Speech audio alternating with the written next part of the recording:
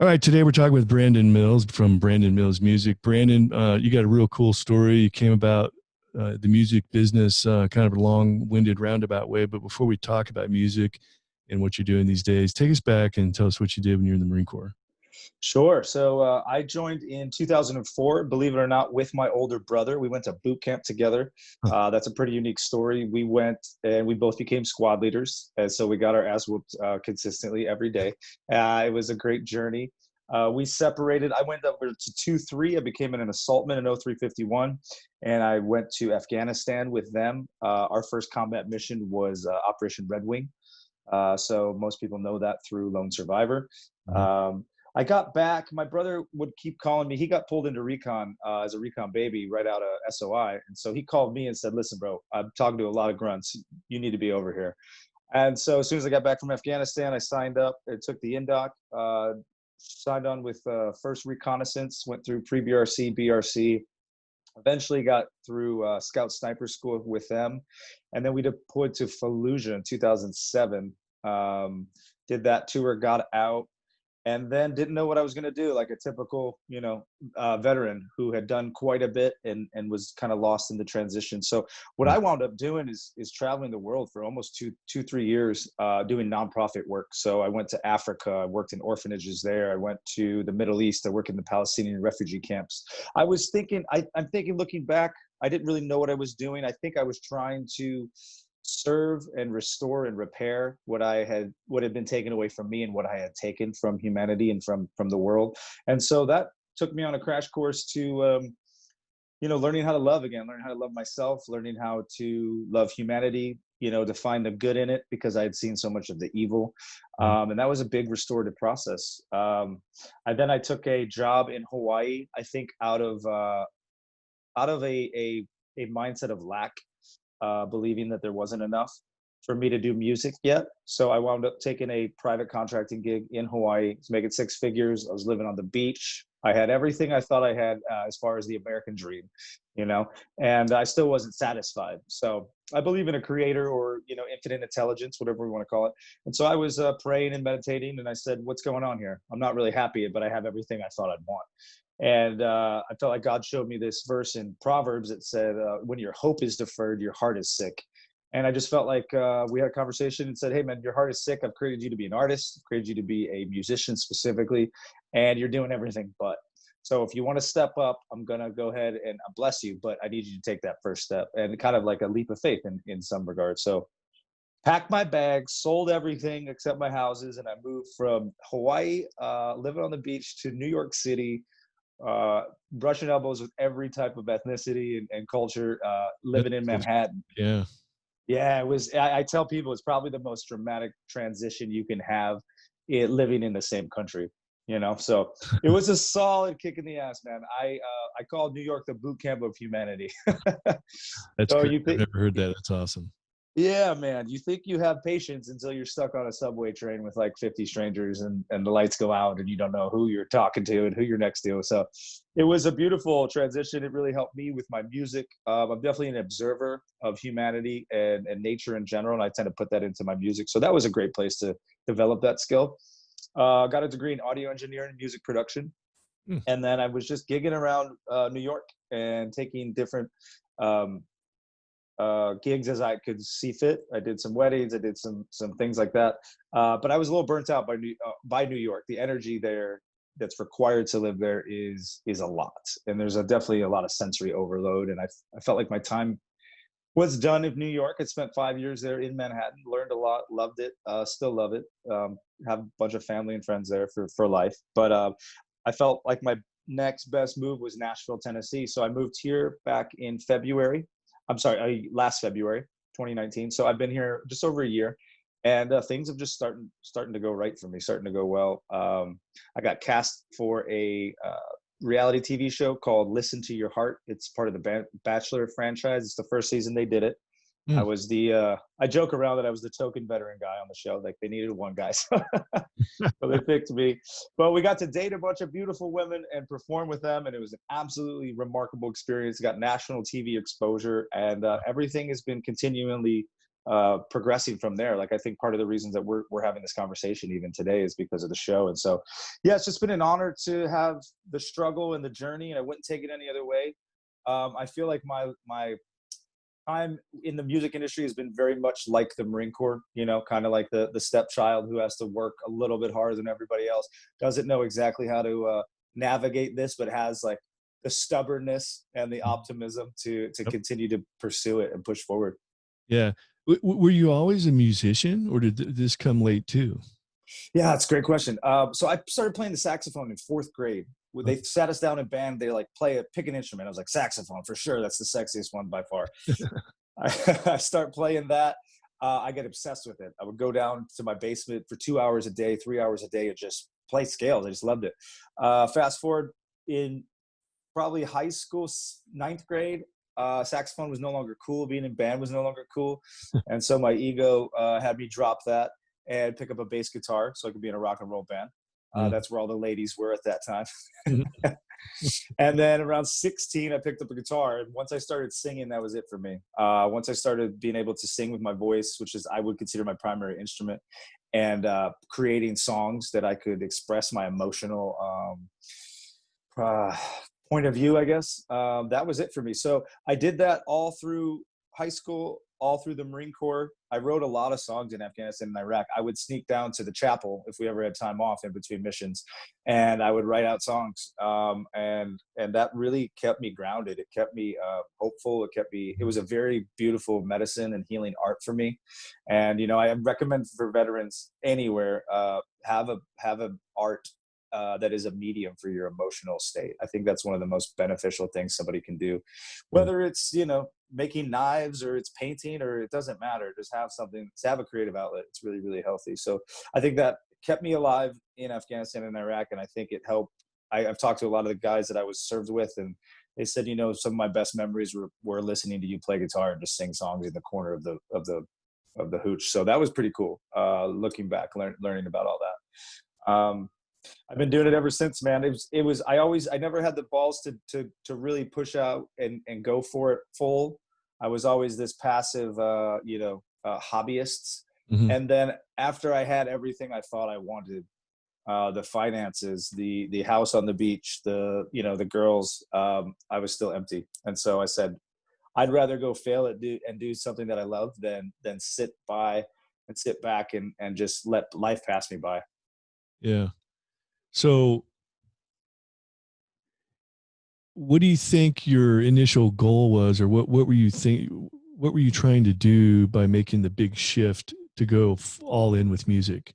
Were you Yeah, good question. like, I just need to do it and I'm going to see what happens, or were you like, okay, I'm going to try to become a recording artist, or was there anything? Yeah, I mean, I wanted to go full in. You know, I still have optimistic hopes of, you know, being an Ed Sheeran type figure. I would love to be on a global scale, and a national scale, international scale. But I think, you know what it was more than anything, it was that I don't want to live my life out in fear. I don't want to be controlled by fear, and I'm scared that I could fail at this music thing, because it's, in all reality, it's maybe 1% can make it successfully, on the level that we would consider success. And also and I have no judgment towards these men, but I was sitting across the table from men in their 50s, who had done 20 years in the military and then took this really cushion um, contracting job. And they were just, I felt like they were dead. They weren't growing. They weren't reading. They weren't exploring. They weren't conquering fears. They had become very, very stagnant and very, very complacent. And that just looked ugly to me. And I said, I don't want to be that human being. I don't want to look back. If I look back in 30 years and I'm that person, I'm going to feel like a failure. Yeah, I had the same thought when I retired from the Marine Corps. I'm like, I'm not. I had a little bit different scenario. I did have a job I'd been furloughed from after September 11th to go back to, so I had that option. But I just remember saying, "There's no way I'm doing the defense contractor thing. I can't. Right. Not want to be around it. Nothing. I just had other, entrepreneurial desires and pursuits, and I felt like if I went into that, I would have been in the same boat. I just would have been, dead inside, and I would have quit growing, and no 100%. great steady paycheck all the time, but no, you know, no upward mobility, no, opportunity for growth or anything like that. So I can totally Absolutely. see that. Yeah. Yeah. Um, so we're about the midway point, so we're going to take a quick break, Sounds good. sponsorship break. We'll be right back, and when we come back, I'm going to start getting into the entrepreneurial aspects of becoming a musician and promotion, marketing, networking, and Sure. how all that worked for you, and what being in the Marine Corps did to help you with that. So we'll be right back. Okay, we're back talking with Brandon Mills from Brandon Mills Music. So before the break, Brandon, we were discussing everything you've done up to this point, and how you're finally in Nashville. You've been there for a little over a year. I want to Hmm. talk about the entrepreneurial aspects of becoming a entrepreneur, um, in the form of a musician. So, what are some of the things, and tie that in a little bit with some of the skill sets you learned with dealing with people in the Marine Corps, mission accomplishment, stick to itiveness, and those kinds of things, and how your experience as a veteran has helped or hindered you, making your way into the music industry? Yeah, that's a great question. I think first of all, the biggest takeaway from the military for me, Marine Corps specifically, was just being tenacious, being self-disciplined, and being I call myself stubborn and hope. I'm still hopeful. It sounds almost impossible to make it in the music industry, but it's not. It requires building the right team, preparation, communication. These are things that I've implemented within the studio aspect. Studios are expensive, unless you're doing it in your basement, which I'm not. I'm doing it with a group of highly skilled individuals, and so I kind of take command of the situation. I make sure that everybody knows their part. I make sure that we communicate effectively. I went to school for audio engineering and music production, and so that was a beautiful opportunity to learn the language. So basically, the recording artist and the engineer are kind of usually speaking two different languages. And so Mhm. being able to have effective communication in the studio and get your point across when the mic is recording, or you're doing another take, and having that communication is really, really beautiful. And that's something that I developed in the Marine Corps. The tenacity for sure. Another thing that was a huge victory for me. I've just started reading Jim Quick's book called Limitless, and he talks about getting rid of negative self-talk, and that's something that I've struggled with a lot in my life. And I think that's something, for whatever reason, the military, because of pure accountability, maybe we're sometimes too hard on ourselves. Mhm. Um, Learning to love yourself, learning to give yourself grace, compassion, empathy, and just continuing to grind it out, knowing that if you're not comparing yourself to anybody else, if you're only comparing yourself to who you were yesterday, then you can know how to evolve and how to progress. I think that's been some of the biggest victories for me. That's great. So, like, some of the people you're currently working with, or may have worked with in the recent past, have any of them said? Because when you started talking about, I come in, I take control of the situation. Basically, it's like, oh, he's a fire team leader here. Here he goes. Right. Like, have you any of the guys, women, to get people you're working with, Sure. in the music industry, like, key in on the fact that, yeah, I can tell you're a Marine. I can tell you're a military guy, and like in a positive way. Definitely. Yeah. I've had a lot of people tell me, like, wow, man, you're a very like consistent and concise communicator, which is something I value, which is something that you learn in the military. Like, every word counts, every direction matters, and timeliness, clear and concise communication is absolutely effective. Brevity. um, Brevity, exactly. And I think also being confident enough to take charge. There's something weird. I don't want to diss musicians. There's something weird about some musicians that are kind of they take a step back. They don't know how to be authoritative. I'm not saying that that's always the case, but it can be. I also went to school when I was like 28. Most of the kids were 21, 22. They were still getting their feet underneath them and the confidence. But being authoritative with love and respect always, and building that team of people who know how to listen and know how to communicate effectively. um, People have definitely noticed, and they've appreciated it. I think it surprised a lot of people. I look a lot younger than I have, and nobody really thinks I'm this recon scout sniper, Mhm. because I don't really carry myself that way. But yeah, it's been highly effective to have all of these skill sets that I learned as a 19-year-old man and bring that into the music industry. Absolutely. All right, cool. So, um, what are some of the breakthrough moments you've had since you started, whether it be since you came to Nashville or when you moved to New York? Like, what are some of those break free moments? Like, oh, we we landed a big gig, or Yeah. landed a big record contract, or those kinds of things. Sure, sure. So I would say the first small victories I would get was in New York. I was this goes back to maybe the tenacity of a Marine. I would just walk door to door in Manhattan and go to businesses and bars. Like, do you guys have live music? If you do, how do I get booked? If you don't, why not? And can I bring something in? I'll bring in the whole PA system. I'll set it up. I'll bring in a bunch of people that want to drink beers and spend some money. And so with my ability to do that, I wound up booking gigs regularly throughout Manhattan, which is a really busy, competitive marketplace. That led up to I started performing in a Hyatt in Times Square, which is just pure chaos.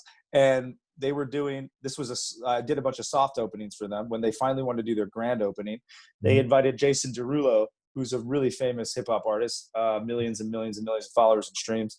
And they asked me to open up for him. So that was a huge victory for me. And that was strictly just me being tenacious, as far as like going door to door and asking companies, do you want live music? Can I provide that? I'll do a damn good job. And your profits will benefit from all that. So Yeah.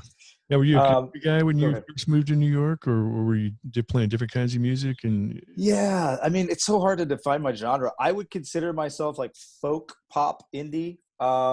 Things like Jack Johnson or the Lumineers or Mumford and Sons, kind of down home stuff, pop focused, but very much storytelling. A lot of wide open spaces in my production. I like to be moved by one instrument and one voice.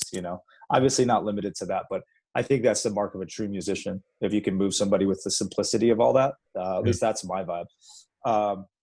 So yeah, I've never really been country. Some people might consider me country. It's funny, these lines get so blurred within genres. I think we're all borrowing from each other now. I've got Oh, stuff yeah. coming out that's like reggae-esque with banjo, and it's been fun being creative. It's hard to cut through the noise in this industry, but I think we're having some success at it.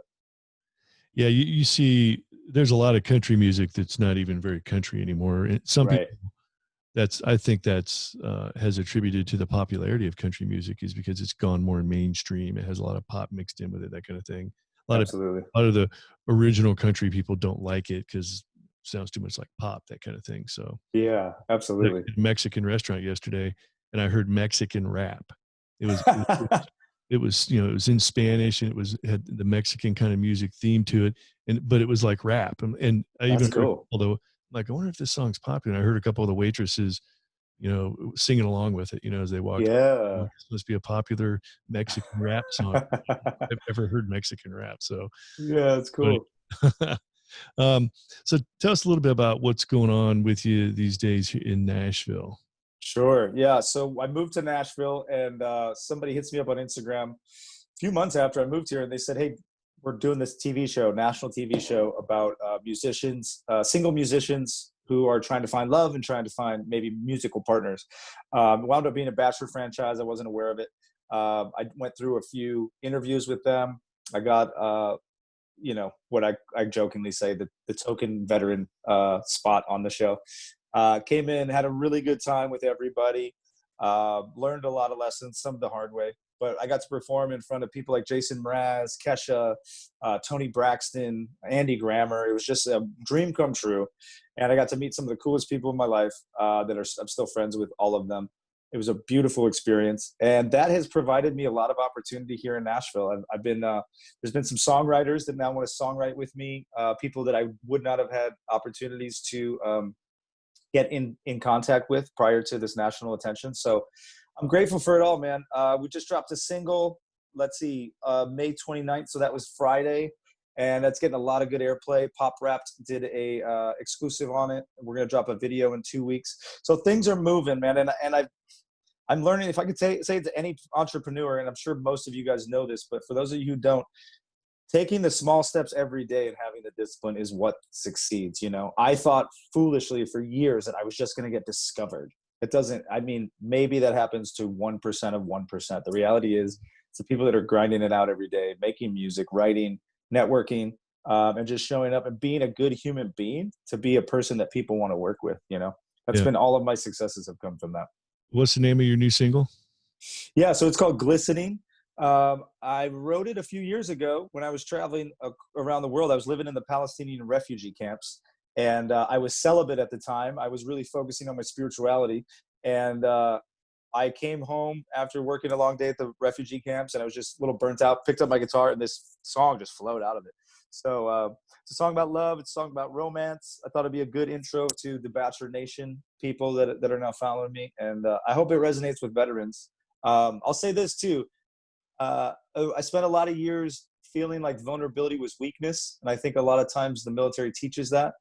And the moment I started to be honest and vulnerable with myself, it's unbelievable the response I've had, not only among all humanity, but especially within veterans, the veteran community. And so, if I can encourage any entrepreneurs to just be vulnerable and authentic, even at the risk of maybe being rejected, you'll be surprised how well received you can be. Awesome. So glistening, I have to look it up. So it's already on iTunes and you can find it, Spotify, whatever. Sure. Yeah, it's on every streaming platform that we have, and yeah, we'll be dropping the video in 2 weeks. So definitely look out for that as well. You have a music video. Yeah, yeah, That's yeah. the first one. No, I got a few on YouTube. This is a first one that's going to be a big premiere. Oh, wow. Awesome. Yeah, Um, yeah. I want to ask, I'm trying to figure out how I frame this question, but like, I think you kind of already answered it, but I want to allude to a question towards that. In your experience with, making it big, that kind of thing, you said, it's not like you just one day get discovered and boom, you're off and running. It's that every day, it's that slow march along, doing the hard work every day. So I guess my question is, as all the musicians you've known over the years and played with and everything, and now you're kind of on the inside of the circle there in the Nashville community, you're hanging with, and legit, like, really good artists and famous musicians that are, Right, they're there, they've made it. right.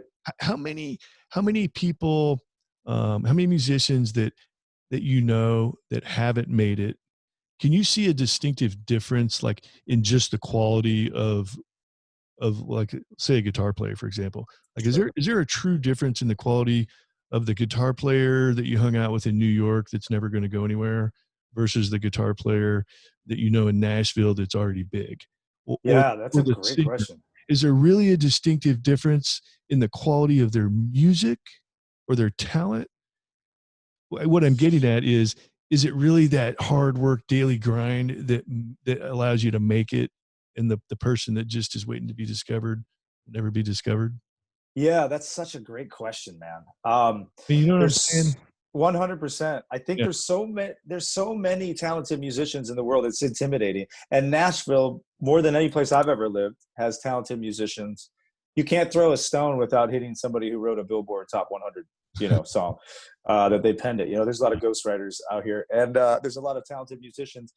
Some of it's just good luck, and I think some of it, I believe in the power of manifestation. Some of it is that for me. Some of it is being okay with maybe having duality within your career, whether you're, I'm a bartender slash musician. I do private security on the side as well. I do private security slash music. It's being okay with that. I think it's staying humble and being hardworking. I think the people who don't succeed are the people who bring an ego to the studio or to the stage. And that's been the worst that I've seen, is people who think they deserve, that the world owes them anything. Nobody owes you anything. You go and create your own destiny, your own future. And what I love about Nashville is that there's super humble, hardworking people here. I've met very famous people that you would know by name, and they don't act like it. They walk in with humility. They Mhm. walk into the songwriting session like I am an equal, whether I've penned a Billboard chart topping song or not. And I think there's a lot of there's a requirement to be humble here in Nashville, and it's a really beautiful thing. New York tended to lead with ego, and those usually were the people who didn't make it. Interesting. Yeah. So it's not that the talent level's not there. It's everything else around it that keeps them out. Yeah, Yeah. yeah, it is. It is. It's a mindset for me, and that's something that I've discovered. It's all about the Yeah. mindset more than Yeah. the skill Like, itself. it's kind of the same with, like, growing up playing sports when I was younger. You get into high school, college, and there's a lot of guys that could have played in the NBA, but they Right. self-select out themselves, or they could have played in the NFL or they could have played baseball, but they end up self-selecting out for one reason or another. So it, my point is, it's not, you have to have the talent, of course, Yes. but just having the talent is never going to be enough. Correct. It's all the other stuff that goes along with it that ultimately has to come together before you can really make it big. So Absolutely, man. And it's, surrounding yourself with positive people and being likable. I went to school with 15, well, there were 60 of us total audio engineering and music producers. Some of them were so talented and they were like 21, 22. And I took them aside like a big brother and I said, listen, bro, you guys are so talented, but you guys are assholes. I would never hire you. Like you could be a 10 at what you do, but if no one wants to hang out with you, you're not an effective business person. You're not an effective coworker. I'll take a guy who's an 8 but is enthusiastic, who wants to be there, who is hard charging, who cares, who listens, who communicates effectively. That's always going to win out. So for any young entrepreneurs that are getting up, stay humble, stay hungry, but be teachable. Don't be egotistical about anything, and yeah, be there to serve. I think everybody, I've I've made decisions in my life to be a servant my whole life, and they've always come back. I've been given more than I've ever been able to give away. If that makes sense. awesome. Well, hey, Brandon, we're about done with our time here, so I No do want worries. the last word. So one more chance to promote your new single that you put out, and then follow that up with, if you're talking to somebody who's still in the military, thinking about getting out, whether they're looking to go run their own business, get in entrepreneurship, or maybe something to do with the arts, musician, some other artistic endeavor. What kind of things come to mind? What kind of advice would you have for them? Yeah, it's great. If you're going to do anything in the arts, I highly recommend a book called The War of Art, Winning Your Inner Creative Battles by Stephen Pressfield. That book changed my life. Mm. Be around the right people, be around positive people. There's a lot of negativity in the world. People are spewing that. Stay away from it. It's garbage. It's going to ruin you. Be around positive people that are doing positive things, and go for it. Just go for it. Forget the fear. Pursue what you know to be in your heart the right thing to do. And it might take a lot longer than you think. We're in a generation of instant gratification. Most things of beauty don't work that way. So continue to grind it out. And I'm here if I can help anybody. All of my socials are Brandon Mills Music, Instagram, Facebook, YouTube. On Twitter, I'm Brandon Mills Muse, MUS. You can go to brandonmillsmusic.com. And I'd love to talk to anybody that needs help, man. I'm more than happy to lend an ear and try to give some wisdom if I have anything to offer. Yeah, finally, my single is Glistening. It's on all streaming platforms. It's a song about love and hope and romance and everything that I think we all want in our lives. So please Cool. take a listen and let me know what you think. All right, and cool. And we discussed this earlier. You're going to email me the MP3 of your new single, "Glistening," and when this episode wraps up, I'll put the whole song there at the end of the episode. So Perfect. That's super kind. just Thanks a lot for doing that, Joe. yeah, that'd be awesome, man. I'm going to Yeah, look. man, I appreciate it. Okay. Well, hey, Brandon, great interview. Great hearing your story, and we look forward to hearing your future success, and keep on making us proud. Thanks so much, brother. I appreciate it. You bet. All right. These two Marines are Oscar Mike.